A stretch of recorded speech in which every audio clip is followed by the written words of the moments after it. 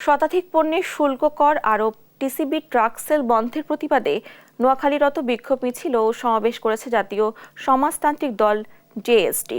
সকালে কেরানীগঞ্জের উপজেলা পরিষদের সামনে থেকে শুরু করে মিছিলটি বসুরহাট পৌরসভার বিভিন্ন সড়ক প্রদক্ষিণ করে।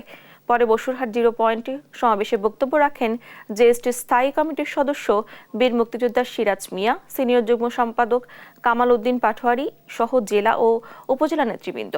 টিসিবি ট্রাক সেল বন্ধ ও 43 লাখ পরিবারের ফ্যামিলি কার্ড বাতিল ও শতাধিক পণ্য শুল্ক কর আরোপ করায় অন্তর্বর্তীকালীন সরকারের কঠোর সমালোচনা করেন তারা। অবিলম্বে গ্রাম শহরে শ্রমজীবীদের জন্য রেশন ও ন্যায্য মূল্যে দোকান চালুর দাবি ও কেরানীগঞ্জের মুসাপুরে নদী ভাঙন রোধে দ্রুত পদক্ষেপ গ্রহণের দাবিও জানান তারা।